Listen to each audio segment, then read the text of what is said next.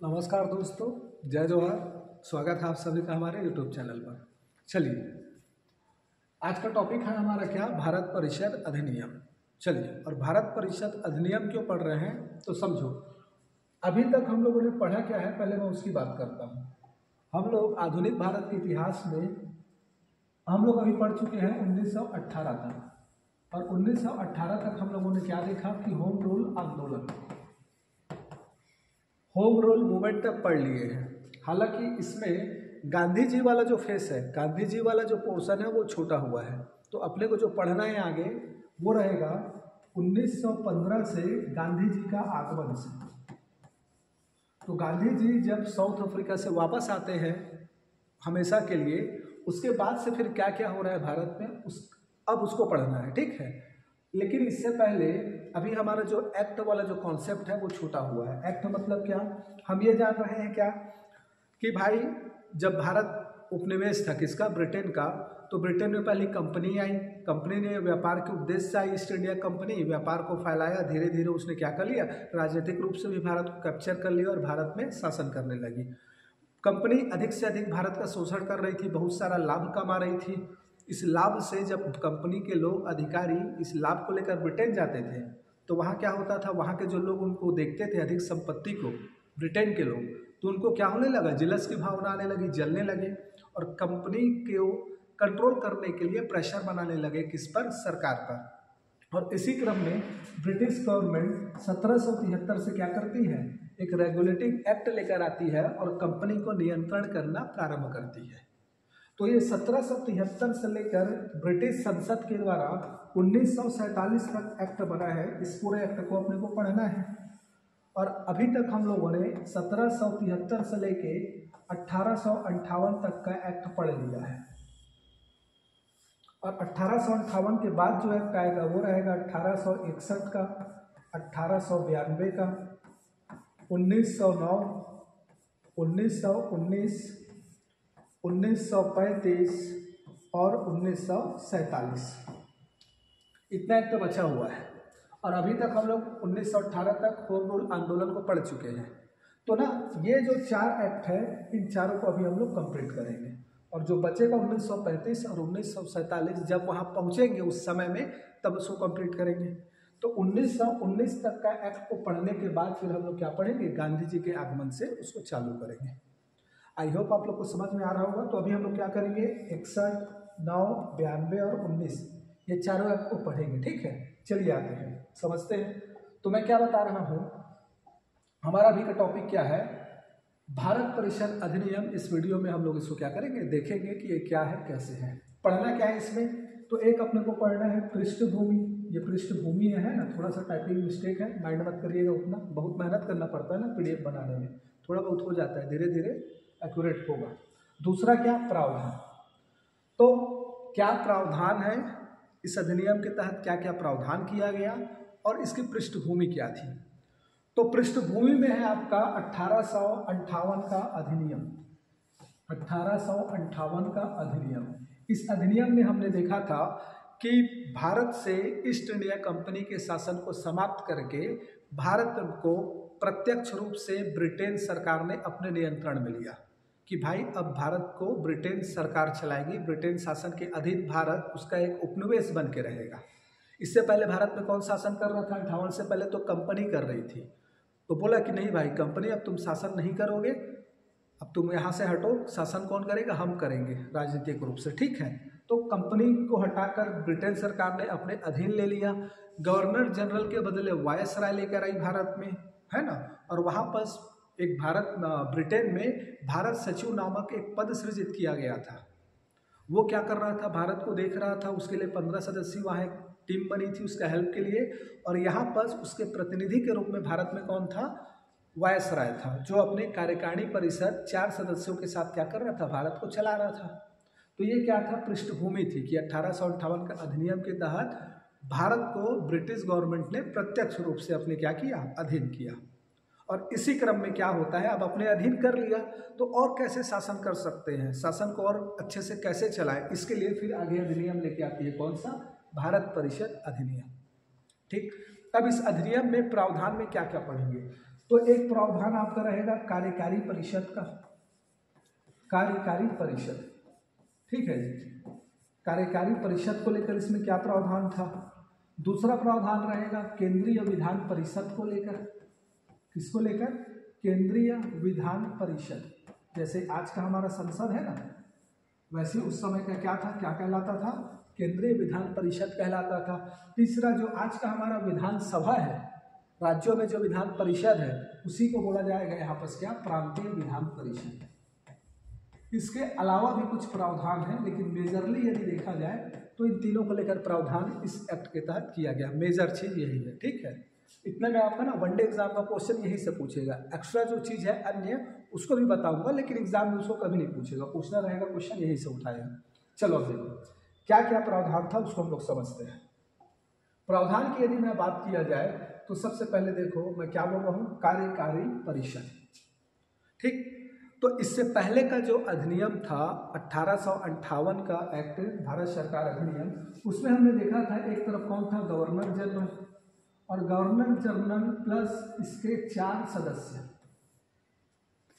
तो एक governor general और उसके 4 मेंबर मान लो, ये 1 2 3 4, यही चारों मिलकर क्या बने थे? 5। ये पूरी टीम क्या थी? कार्यकारी परिषद, ठीक है, जो क्या कर रहा था? अपना काम कर रहा था, ठीक। और इस गवर्नर जनरल को रिप्लेस कर दिया गया था और बोला गया था कौन? यहाँ पर कौन है? वायसराय।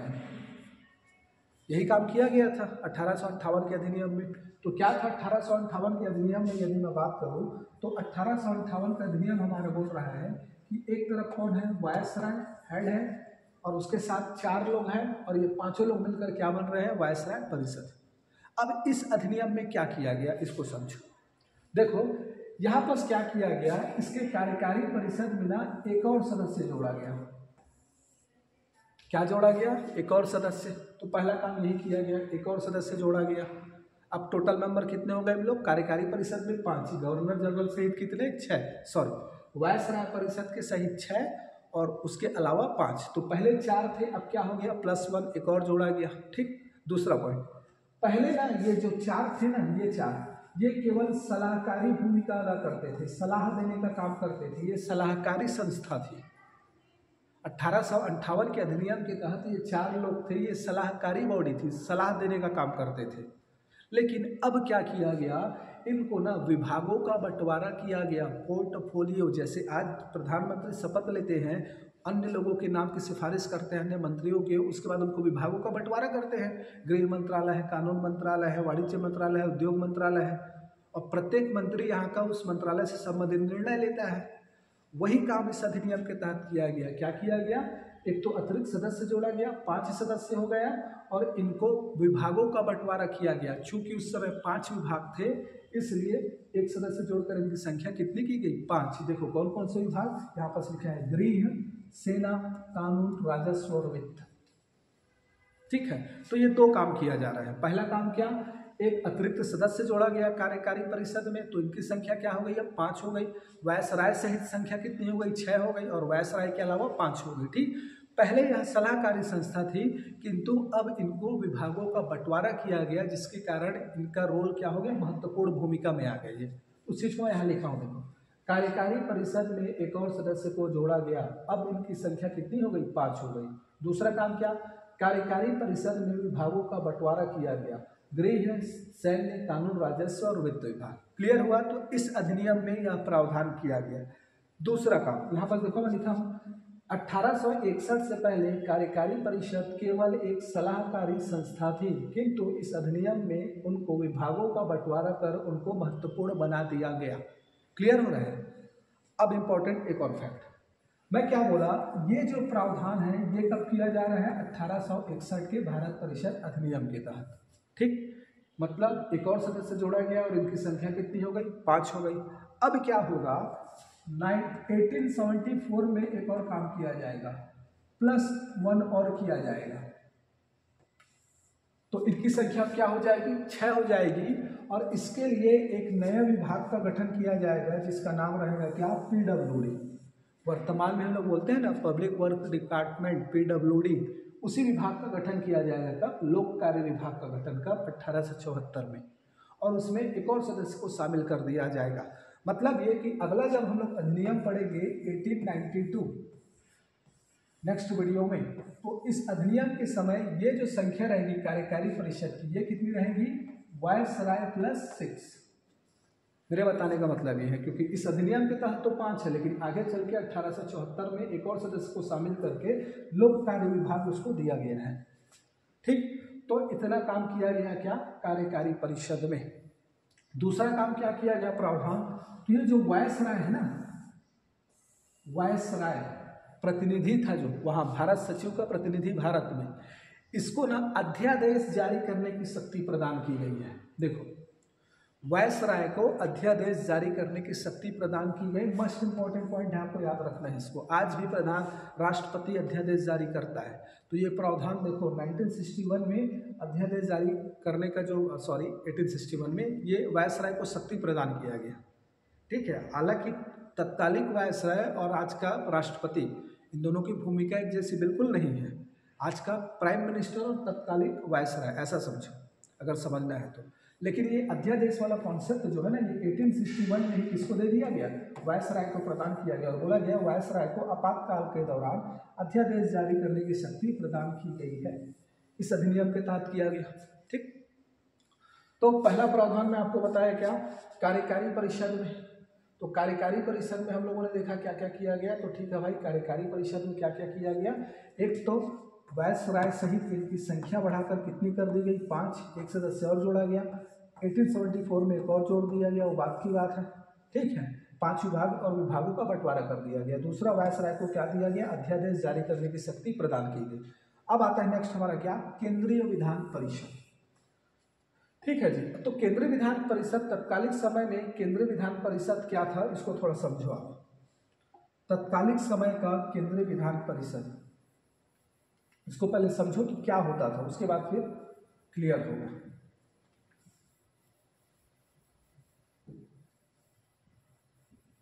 चल, तो विधान परिषद, केंद्रीय विधान परिषद मतलब आज का संसद, केंद्रीय विधान परिषद। तो केंद्रीय Vidhan Parishad in the sense क्या, आज का संसद। हम लोग इसकी तुलना यदि करना चाहें तो किससे कर सकते हैं, आज के संसद से। ठीक है, आज जैसा हमारा संसद कानून बनाने का काम करती है, वैसे उस समय केंद्रीय विधान परिषद था जो कानून बनाने का क्या करता था, काम करता था। अब ये केंद्रीय विधान परिषद किससे मिलकर बनती थी, तो एक तरफ इसमें वायसराय +5, ठीक है, वायसराय +5। दूसरी तरफ ना अतिरिक्त सदस्यों का प्रावधान किया गया। किसका प्रावधान किया गया, अतिरिक्त सदस्य, जिनकी संख्या कितनी थी, तो बोला गया न्यूनतम 6 से लेके अधिकतम 12। तो इन दोनों को मिलाकर कहलाया केंद्रीय विधान परिषद। समझना मेरी बात को, बहुत इंपॉर्टेंट कॉन्सेप्ट है। केंद्रीय विधान परिषद मतलब संसद, तत्कालिक समय का संसद क्या था, तो एक तरफ वायसराय प्लस उसके 5 जो कार्यकारी परिषद के सदस्य थे, जो अभी मैं बताया आपको थोड़ी देर पहले, और दूसरी तरफ क्या 6 से 12 अतिरिक्त सदस्यों का प्रावधान किया गया, मतलब न्यूनतम 6 और अधिकतम कितना 12। और ये दोनों मिलकर मतलब यहाँ पर 6 लोग टोटल और यहाँ पर 6 से 12, मतलब अधिकतम 12 मानो तो क्या 12 और 6 18, अगर अधिकतम 12 है तो ये 18 लोग बनकर उस समय का मिनी पार्लियामेंट थे, केंद्रीय विधान परिषद कहलाते थे। क्लियर हो रहा है, इसी को बोला जा रहा है क्या, केंद्रीय विधान परिषद। इससे पहले के अधिनियम में यदि देखा जाए ना, तो यहाँ पर 6 सदस्यों का प्रावधान था पहले के अधिनियम में। तो अब क्या किया गया, इसमें केंद्रीय विधान परिषद के तहत 6 से 12 अतिरिक्त सदस्यों का प्रावधान किया गया। ठीक है, और ये 6 से जो 12 अतिरिक्त सदस्य होते थे, इनको 2 भाग में डिवाइड किया गया। क्या क्या बोला गया, एक को सरकारी और दूसरे को गैर सरकारी सदस्य।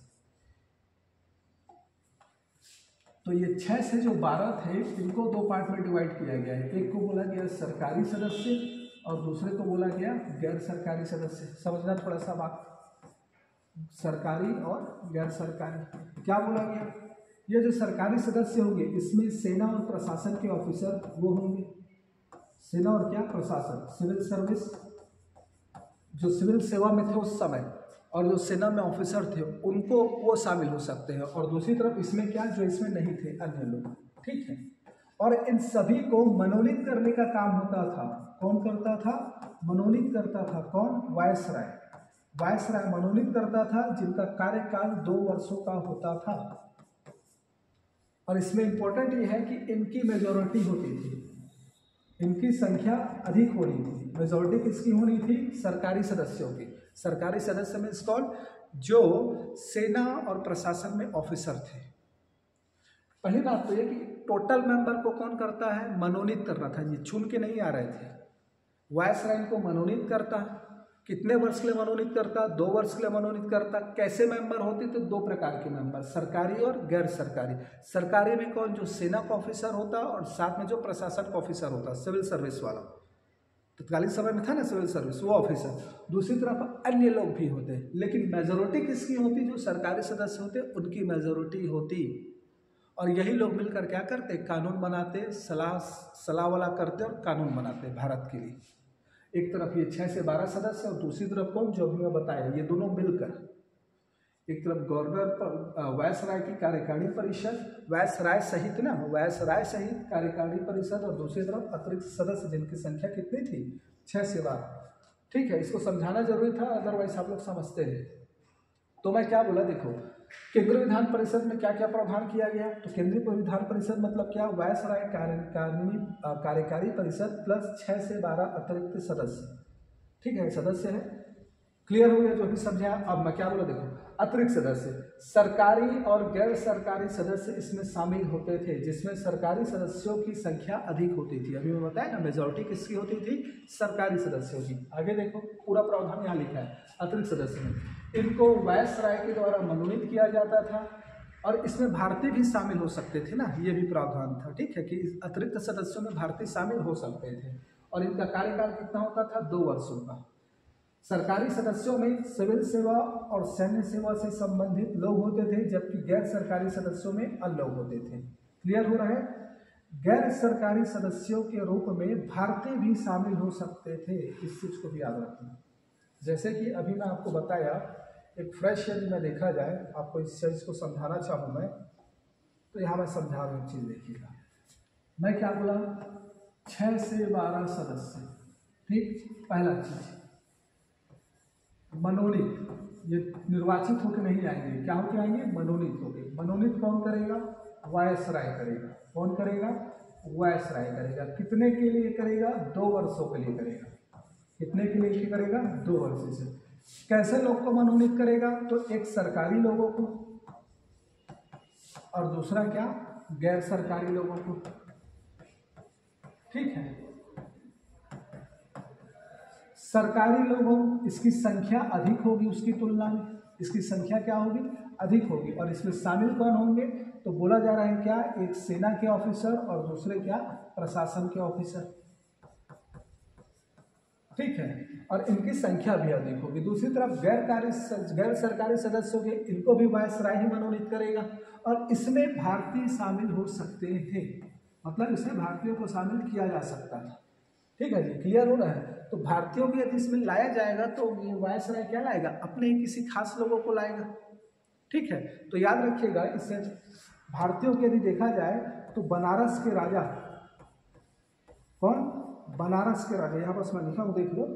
तो मैं समझाने के लिए उसको खोला कि आपको मतलब कॉन्सेप्ट क्लियर, ये अतिरिक्त सदस्यों वाला। ठीक है, तो क्या कर, देखो भारतीय शामिल हो सकते थे। कौन कौन? बनारस के राजा, पटियाला के महाराजा और सर दिनकर राव। याद रखिएगा, केंद्रीय विधान परिषद के लोगों को सदस्य मनोनीत किया गया था वायसराय के द्वारा। देखो लॉर्ड कैनिंग ने क्या किया था? इन तीनों को मनोनीत किया था इसमें। ठीक है जी, समझ में आ रहा है? तो क्या किया गया है, देखो यही चीज, अतिरिक्त सदस्यों या केंद्रीय विधान परिषद को लेकर क्या प्रावधान किया गया। तो पहले क्या था? 1+4 और 6 मेंबर थे 1858 के अधिनियम में, लेकिन अब क्या हुआ? 1+5 और प्लस 6 से 12 अतिरिक्त सदस्यों की संख्या का प्रावधान किया गया, जिनको गवर्नर के द्वारा मनोनीत किया जाता था। सरकारी और गैर सरकारी होते थे, 2 वर्षों के लिए मनोनीत होता था। सरकारी सदस्यों की संख्या अधिक होती थी गैर सरकारी सदस्यों की तुलना में। ठीक, सरकारी सदस्यों में सेना और प्रशासन के ऑफिसर होते थे, गैर सरकारी सदस्यों में अन्य हो सकते थे, और गैर सरकारी सदस्यों में भारतीयों को शामिल किया जा सकता था। ठीक है जी, क्लियर हो गया? हाँ, लेकिन मैं यहाँ पर क्या बताया, यदि पार्लियामेंट की बात करो तो पार्लियामेंट किससे मिलकर बन रहा है? पार्लियामेंट मिलकर किससे बढ़ रहा है, एक तरफ वायसराय कार्यकारिणी परिषद और दूसरी तरफ क्या अतिरिक्त सदस्य, इन दोनों से मिलकर बन रहा है। तो इसमें भारतीय शामिल नहीं हो सकते थे, ये प्रावधान अभी नहीं था, याद रखिएगा। केवल किसमें शामिल हो सकते थे, अतिरिक्त सदस्यों के रूप में। तो हमने क्या देखा, केंद्रीय विधान परिषद का भी प्रावधान देख लिया। अब प्रांतीय विधान परिषद को लेकर क्या प्रावधान किया गया, समझो। देखो प्रांतीय विधान परिषद, इससे पहले में क्या हुआ था, 1833 का जो चार्टर एक्ट आया था, उस एक्ट में क्या किया गया था, बॉम्बे और मद्रास से विधि बनाने का अधिकार ले लिया गया था। बॉम्बे और मद्रास के जो प्रांतीय विधान परिषद था, उससे विधि बनाने का अधिकार वापस ले लिया गया था। कब, 1833 के चार्टर एक्ट में। इस अधिनियम के तहत क्या किया गया, बॉम्बे और मद्रास के प्रांतीय विधान परिषद को पुनः बहाल कर, उनको फिर से बहाल किया गया और उनको विधि बनाने का अधिकार दिया गया। ठीक है भाई, चलो विधान परिषद आप अपना बनाओ और आप अपने लिए क्या करना, विधि बनाना करके। आवश्यकता अनुसार प्रांतों के गठन का प्रावधान भी किया गया कि यदि जरूरत पड़े तो आप क्या करो, प्रांतीय विधान परिषद का गठन करो करके।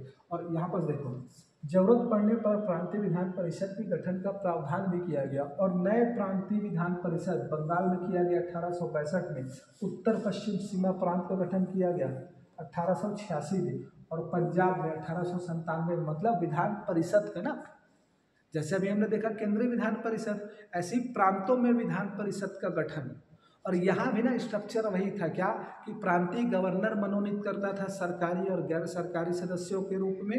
सरकारी सदस्यों की संख्या अधिक होती थी, 2 वर्ष का कार्यकाल होता था, संख्या बस थोड़ा अलग थी, यहाँ 6 से 12 था, वहाँ अलग अलग प्रांतों के हिसाब से संख्या थी, बाकी फॉर्मेट पूरा वही था। तो उतना डिटेल में हम यहाँ नहीं जाएंगे, लेकिन इतना आपको याद रखना है कि बॉम्बे और मद्रास को पुनः प्रांतीय विधान परिषद को बहाल करके उनको विधि बनाने का अधिकार दिया गया। जरूरत पड़ने पर प्रांतीय विधान परिषदों के गठन का प्रावधान किया गया। और इसी में आगे चल के बंगाल में, उत्तर पश्चिम सीमा प्रांत में और पंजाब में क्या किया गया, प्रांतीय विधान परिषद का गठन किया गया। ठीक है, यहाँ भी वही लिखा हूँ, प्रांतीय विधान परिषद का गठन भी सरकारी और गैर सरकारी सदस्यों से मिलकर करना था, जिनकी संख्या प्रत्येक प्रांतों में क्या थी, अलग अलग थी। क्लियर हो गया। ठीक, अब आते हैं हम लोग अन्य बात। अन्य बात क्या क्या है भाई इसमें, तो देखो क्या बोला जा रहा है, सैन्य, धार्मिक, विदेशी मामले और सार्वजनिक राजस्व से संबंधित किसी भी विधेयक को पारित करने के लिए वायसराय की अनुमति अनिवार्य थी। मतलब ये कि भाई हमने देखा एक तरफ वायसराय है, प्लस 5 मेंबर हैं, प्लस यहाँ पर कितने लोग हैं, 6 से 12 लोग हैं। ठीक, और ये टोटल मिलकर क्या बन गए, संसद बन गए। अब मान लो मैं अधिकतम ही ले लेता हूँ 12, तो यहाँ पर 12 हो गए टोटल, और यहाँ के 6, 12 6 18। अब ये 18 में से 9 दूनी 18, 10 लोग किसी को पारित कर रहे हैं तो बहुमत हो गया, कोई कानून बना रहे थे। ठीक है, लेकिन क्या बोला जा रहा है कि 10 लोग भी यदि कोई पारित कर रहे हैं तो कानून बन रहा है। लेकिन यदि सेना, धार्मिक, विदेशी मामले और सार्वजनिक राजस्व से संबंधित है तो इस एक का अनिवार्यता सहमति आवश्यक है। इसकी अनुमति के बिना इन लोग, ये बाकी जो सदस्य हैं, ये कोई भी कानून पारित नहीं कर सकते थे जो सेना, धर्म, विदेशी मामले और सार्वजनिक राजस्व से संबंधित होता था। तो ऐसे कानून को पारित करने के लिए वायसराय की अनुमति क्या थी, मस्ट थी, कंपलसरी थी, अनिवार्य थी। ठीक, अगला क्या बोला जा रहा है, भारत जो सचिव था, जो ब्रिटेन में था, हमने देखा था 1858 का अधिनियम, भारत सचिव का प्रावधान किया गया। तो यहाँ के ना इस केंद्रीय विधान परिषद के द्वारा पारित किसी भी कानून को ये भारत सचिव क्या कर सकता था, रद्द कर सकता था। ये इसके पास अधिकार था इस अधिनियम के तहत। क्लियर हो रहा है जी। तो ये है प्रावधान। अन्य प्रावधान में क्या कि कुछ पर्टिकुलर मामलों में यदि विधेयक पारित होना था तो वायसराय की अनुमति कंपलसरी थी, और भारत सचिव के पास यह अधिकार था कि यदि ये केंद्रीय विधान परिषद कोई कानून पारित करती है तो वो उसको रद्द कर सकता था, ये अधिकार उसके पास था। तो आई होप आप लोग को क्लियर हो गया होगा। हमने क्या देखा, अगर शॉर्ट में रिविजन करूँ तो मैं यही आपको बोल देता हूँ कि पहला मैं क्या बोला, सदस्यों की संख्या बढ़ाई गई कार्यकारी परिषद की 1+5, उनको पोर्टफोलियो का बंटवारा किया गया, अध्यादेश जारी करने की शक्ति प्रदान की गई। केंद्रीय विधान परिषद में 6 से 12 अतिरिक्त सदस्यों का प्रावधान किया गया। इनका स्ट्रक्चर समझाया कि वायसराय मनोनीत करेगा सरकारी गैर सरकारी सदस्य। 2 वर्षों के लिए सरकारी सदस्यों की संख्या अधिक होगी। गैर सरकारी सदस्यों के रूप में भारतीयों को शामिल किया जा सकता था। कौन कौन, पटियाला के महाराजा बनारस के राजा और दिनकर जी, है ना, इन लोगों को लॉर्ड कैनिंग ने मनोनीत किया था।